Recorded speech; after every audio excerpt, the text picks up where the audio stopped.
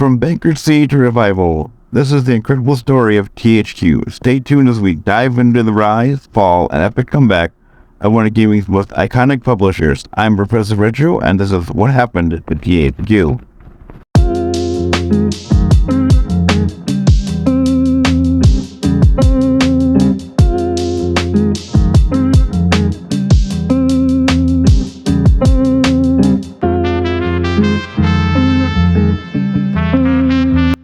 Toei headquarters, known as THQ, was founded by former LGN co-founder Jack Friedman in April of 1990, and in September of that year they acquired New Ventures, which was a division of Broderbund.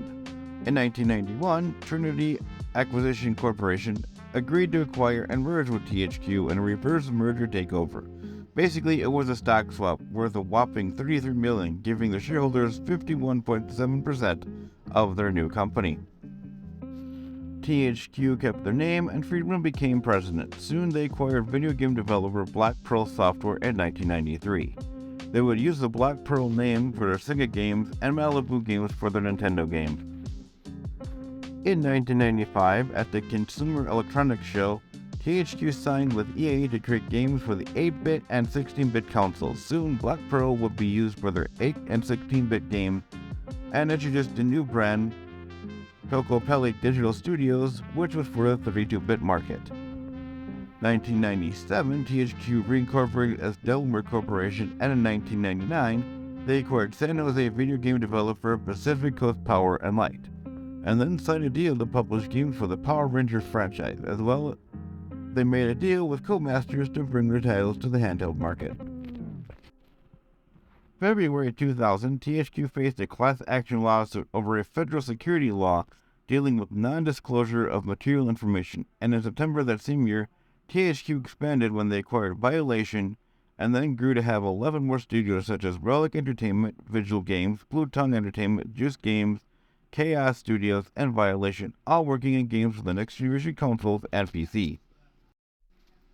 Also in 2000, they signed a deal with Fox Interactive to bring 5 titles to the Game Boy Color, and in 2001, they obtained an agreement with Nickelodeon to create games based on their franchises and hold the rights to create games based on Rugrats, SpongeBob, Rocket Power for the PC, and Jimmy Neutron and Wild Thornberrys for both PC and consoles. On May 10, 2007, THQ reported their highest sales figures, and their revenue reached over $1 billion. In March of 2008, they soon created their first cheerleading game using the Wii Balance Score. However, on May 3, 2008, THQ had to close 5 of its initial studios, and in 2009 they suffered a huge decline in sales and had to cut $220 million by 2010 and invest in fewer, better bets. Soon their hold on kids games started to slip as the popularity of free online games started to grow. In August 2010, THQ brought out the U-Draw game tablet, a peripheral for the Nintendo Wii costing a massive $70. However, in June 2011, THQ sold off their wireless division to Swedish mobile company 24MAS, and then unveiled their new logo. And after the release of Homefront, due to the game's poor reception, they suffered a 26% drop in stocks.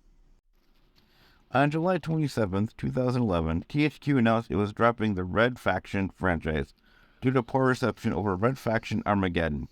In 2011, THQ produced a U-Draw for the PS3 and Xbox 360. Both were a massive failure, and considered to be one of the reasons THQ broke up. On January 2012, THQ exited from the kids game to focus on making adult core titles, and then discontinued the U-Draw. In May 2012, THQ reported a net loss of $239.9 billion, ending on March 31st that year. On November 13, 2012, THQ reported they couldn't repay a $50 million loan that they had from Wells Fargo, and were thinking of filing Chapter 11 bankruptcy, and their stock price went from $3 down to $1.16 with long-term disabilities of $250 million, forcing them to delay the release of Company Heroes 2 in Metro last night to March 2013.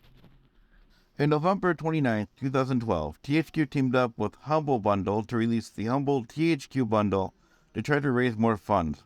They sold nearly 800,000 bundles by December 12, 2012, and raised about $5 billion. Sadly, days before the humble THQ bundle ended, they had to file Chapter 11 bankruptcy, with the intention of selling THQ and all their assets to Clear Lake Capital, with Centerview Partners handling the sale. On June 12, 2014, Nordic Games announced that they had acquired the THQ trademark, allowing the studio to publish games under the THQ name, and in August 2016, THQ was named to THQ Nordic in an effort to better their historic brand. So as we end our journey through THQ, it becomes evident that the gaming industry is not immune to the winds of change. THQ, once a prominent player in the gaming world, experienced a tumultuous path filled with highs and lows, ultimately leading to its transformation and redefinition. With that, I am Professor Retro, reminding you to button mash that like button, ring that bell, and smash the subscribe button. Class is dismissed. Peace out and stay frosty.